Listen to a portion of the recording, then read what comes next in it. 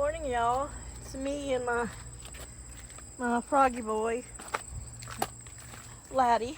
We're just gonna have high flower. Oh my gosh, it's so hot and humid out here that my screen just totally keeps fogging up. So we're just gonna have a little chat, take a walk around, look at things. Haven't made a video in several days just because I haven't been feeling great. And I've been dealing with my geriatric chaos. I finally broke down Saturday and went to the walk-in clinic, and they diagnosed me with acute sinusitis and acute bronchitis. That was like day 9 from when this all started. And after last weekend, I quit running a fever, and I felt better, but I was just so exhausted. My voice was better, but the heat was really taking a toll on me, and I was coughing my head off.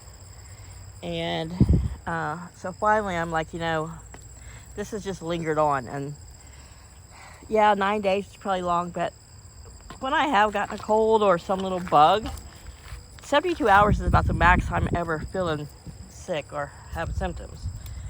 So I think just being exhausted and the stress of the summer really, and this guy being such a jerk today,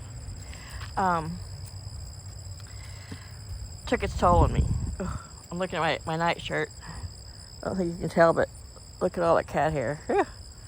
Yeah, Chaos felt that he needed to sleep on my chest. Well, he was on my chest. I rolled over to my left, and he didn't even move. He just rolled with me. And so we're gonna come take a look at the birds and the garden, and then just have a chat. So I'm feeling better. They put me on some antibiotics and some special cough medicine, which I haven't taken yet this morning. It's about 10 a.m. So last night there was a snafu. Paul did a big said snafu, and I was afraid this morning I might wake up with a dead or a very injured Laddie. So last night I was going to bed early because I hadn't been sleeping well. Look how pretty your saddle feathers are. And so I asked Paul if at 8:30 is when the chickens are always put themselves up by about 8:15, 8:30. But it's still light enough that, you can look around the yard and make sure everybody's where they're at. So, apparently he said earlier in the evening he'd been in the bathroom and noticed that Laddie was in the chicken yard and not out here wandering. He didn't tell me about it. He didn't do anything about it. So, anyway, about a little after 9, I got up to go pee because I had been dozing, gone to bed really early, and I looked out the bathroom window, and the chicken coop was still open. So I stomped past him in the living room. He was doing the only thing he ever does anymore is sit and text with these fake girlfriends. And so I came out to lock everybody up and looked up in the tree, where my Laddie and my flowers sleep. There was flower, but no Laddie. So I went back in, got a flashlight. I'm out here making laps, fighting off mosquitoes, looking for Laddie. Finally, when I shine a light into the coop, Laddie's up on the top roost in there, the very far left side with the other chickens. Flowers up in her tree. And I couldn't find one of the babies. And by that time, it was so dark. And you know how the chickens are. They don't answer when you call them. They might talk their head off the rest of the time, looking at some flowers, but they don't answer when you call them. Ooh, that one's huge. Put my hand up.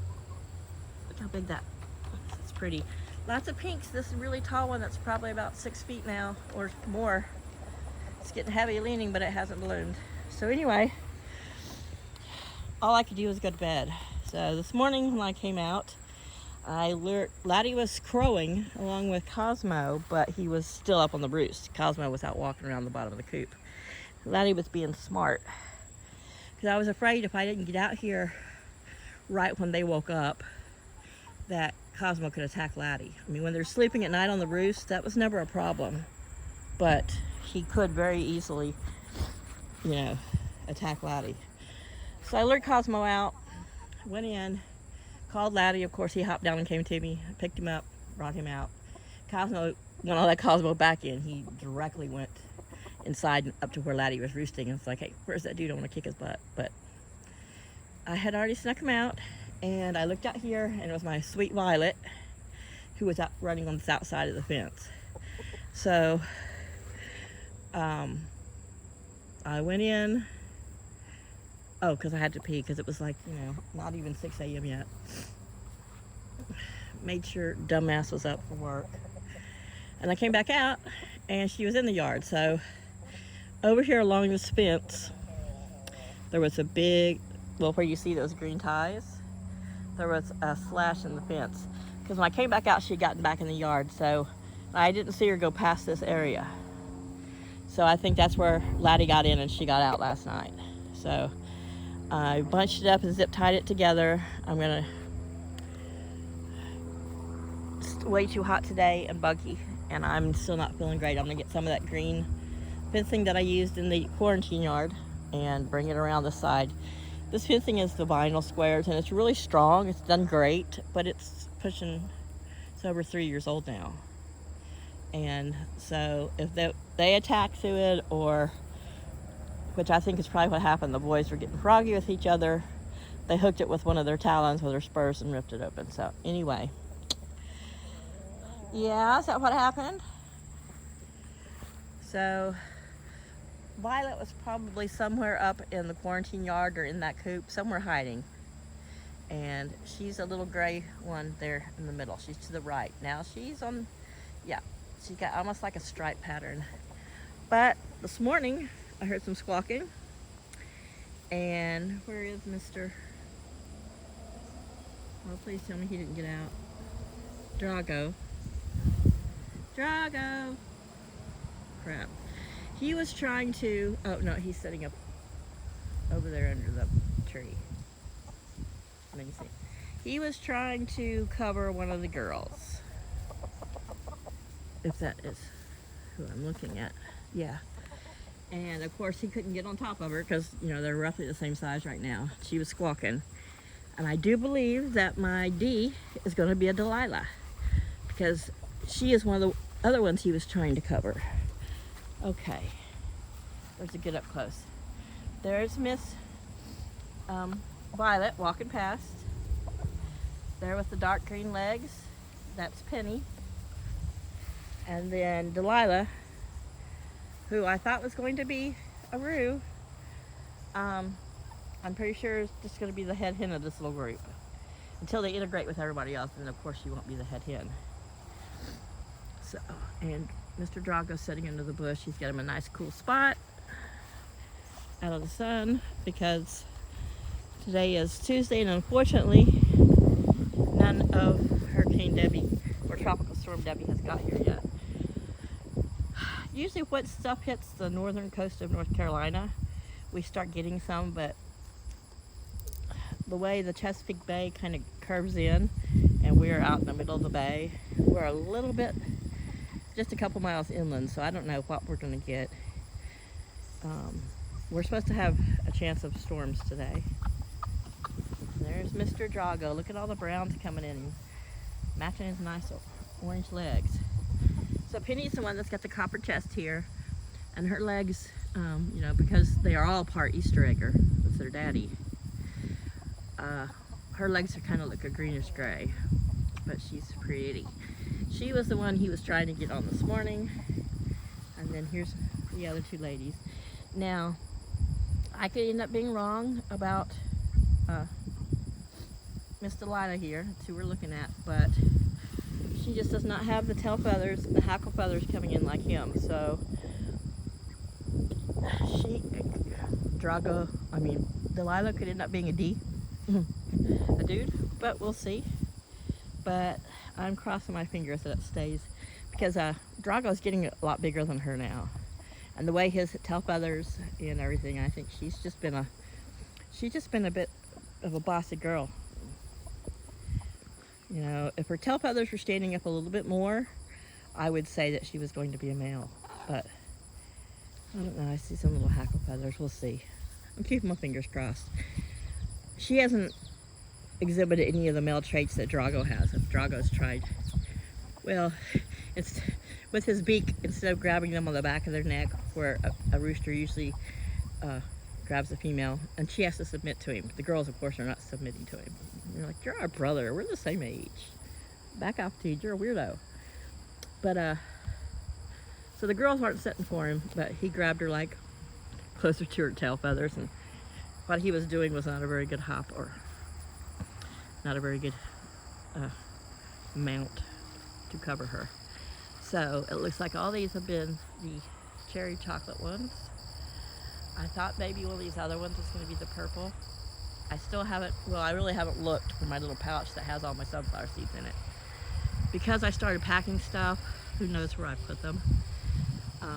And I might have, I'm pretty sure I opened the purple one. They maybe, because it's more of a hybridized and unique, maybe they just didn't take. But these are good 9 feet tall. They're lovely on their own. I wanted to find my pouch because I know if I looked at my pouch, it would be open. So the mystery squash. Well, it's not so much a mystery anymore. Let's see. I did some weeding here yesterday. I mowed after I got back from the doctor Saturday, and that kind of kicked my butt. These are going to be a pumpkin. They're a hybrid pumpkin, of course. And this one, I saw a little one that didn't survive, that went to mush on the ground. It's making one there too. So I couldn't imagine. I know I didn't plant white pumpkins. But what I did remember was about 3 or 4 years ago, when after I built the coop, before that yard was closed in over here, I had some decorative pumpkins out and some mums and a little decor for fall, which I don't normally do, but I did. And then in the winter, when the pumpkins were half rotted and I wanted to break that down, I just threw the remnants of them out here in the yard. Ended up mowing over them and, just returning them to nature. Well, 3 years later, the white ones have come back to visit. And I kept thinking, what did a bird eat? What did a bird eat from someone else's garden and poop over here? And I thought, I was hoping for some yellow squash or some zucchini, but it was really late in the season to think that those were going to. I did pick a couple more cucumbers yesterday. I left them out here in the sun, and I'm going to have to feed them the chickens. But I've got a couple more hanging here. I left them because but I think I'm going to go ahead and pick them. The cucumbers are about spent. They're still making blooms, but I got 3 on there now I think I'm going to pick. Yesterday I did manage to come out in the water. But yeah, that was too much, and I retreated and pretty much went to bed for the day. Today I'm feeling a little bit better, but it is early and I've been just laying around.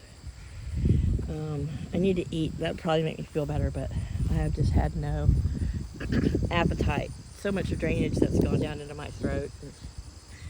And I was no longer having any kind of productive cough. That's one of the reasons I went to the clinic, because I could tell that there was stuff lingering in my chest. I could feel it, but at night it was stuffing me up my head, and I was waking up in the morning with lots of stuffiness. And when I cleared my nasal passages, it would be green and kind of bloody. So yuck. So I went ahead and said, I'm going to the doctor. Sorry, I'm wrestling with this cucumber here. I'm not letting these get as big as the others because they're getting to that time of season that they could, especially if we're going to get some rain and storm, they could easily explode. And I just don't want to deal with them so big. Oops, sorry. That's me dropping cucumbers. I'm trying to rest them between my boobs.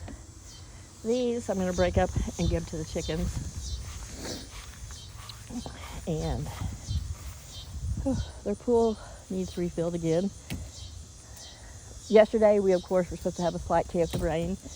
We had a couple times where it got virtually black, cloudy, but we didn't get anything, so I'm just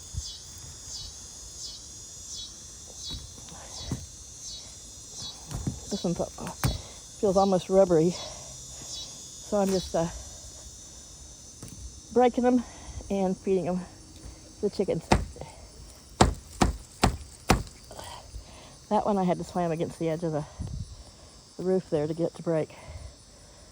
They've had a whole watermelon. I bought a watermelon on Saturday, and I had to unload all the groceries and stuff, and I was like hot, and it was still cold for the grocery store, so I just chunked the whole thing over the fence. I brought it in there and threw it down and let it explode, and then I broke it into 2 halves, and they pretty much cleared it out. You can see one of the shells there just beyond the purple.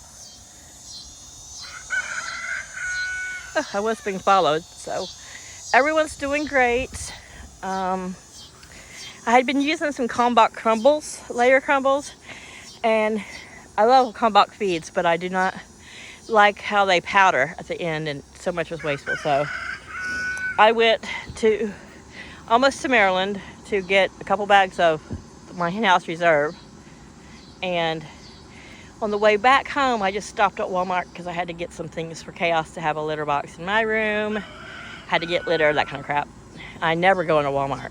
I mean, I haven't been in there in probably 2 years. And they have a little 4-foot by 6-foot section of where they have some chicken things. So I got some mealworms, not mealworms, but black soldier fly larvae, and they had 3 bags of Kalmbach feed in there. I was like, wow, I didn't even know that. I got online to see if they had feline pine, which says they were supposed to, but then they didn't have any, so whatever. I didn't even stop to think that they might have chicken feed. So Paul goes in there sometimes more than I do, not that he ever shops anymore.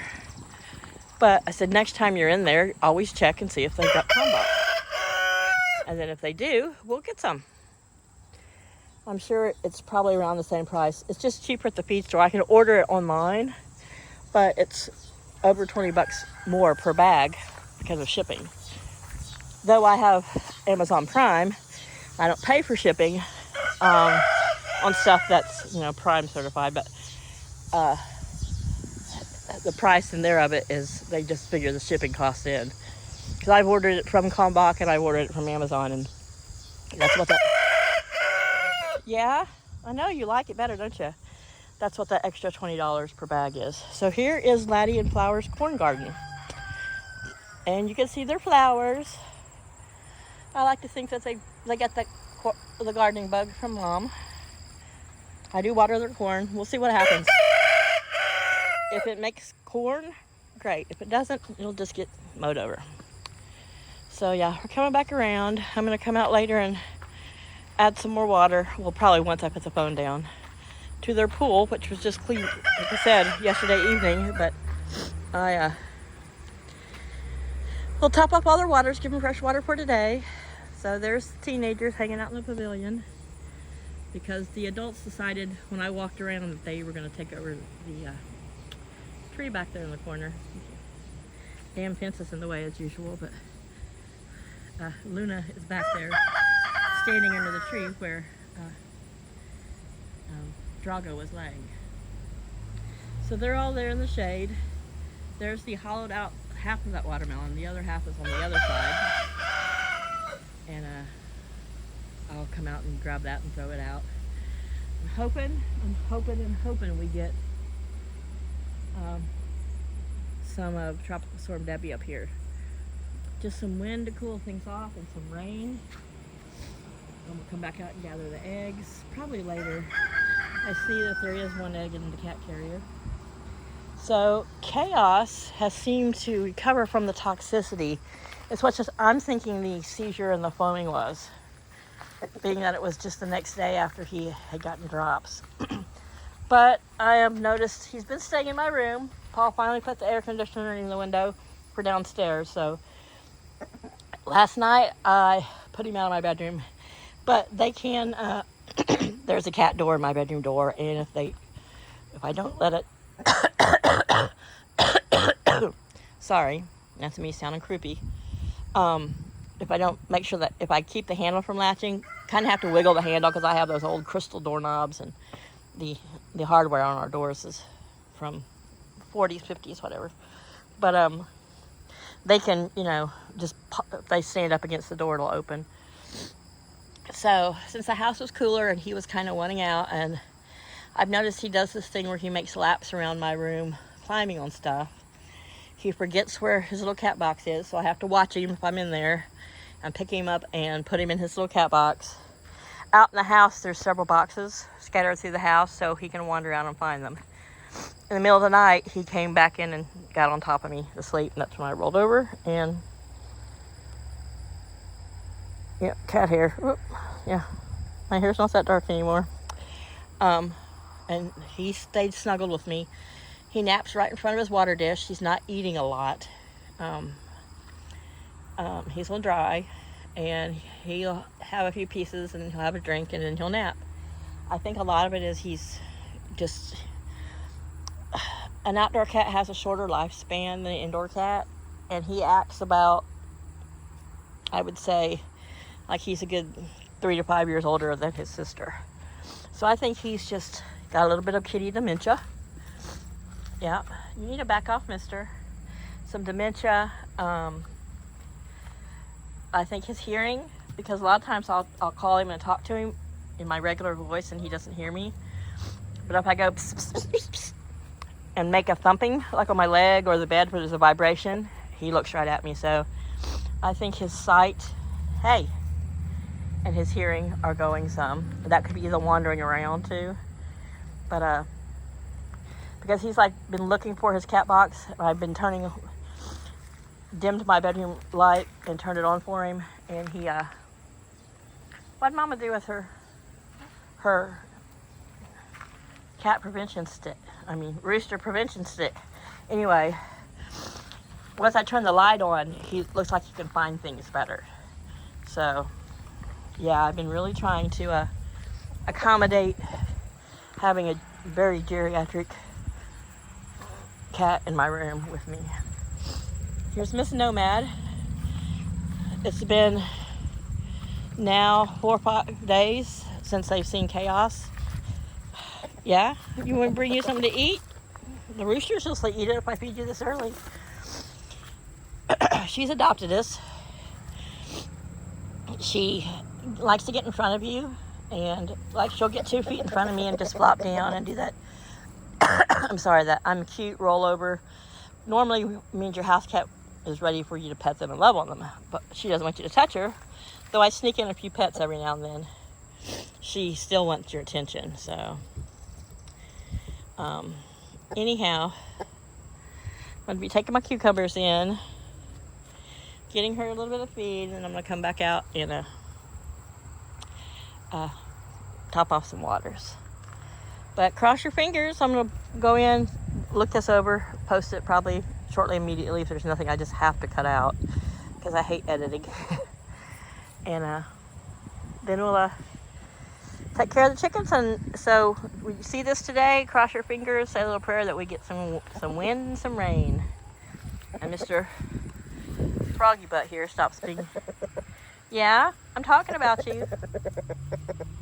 I think he knows when I'm talking to the phone and I'm not talking to him. I know what you two want. Yeah, you guys want some cat food. Well, I'll bring Nomad out soon, and I'm sure you'll get a few bites in. So everybody have a great week. If I don't talk to you, in a couple days, I'm trying to get to a point where I don't sound so, my voice doesn't sound so yucky, but there she is. There's Nomad. She does this in front of me all the time. She follows me around the yard, and she'll stop right in front of me. She's not afraid of Flower and Laddie, as you can tell. But she just won't let me pet her yet. But I still have my little tuxedo in the house that, she's got to take priority right now. All right, you guys. Thanks.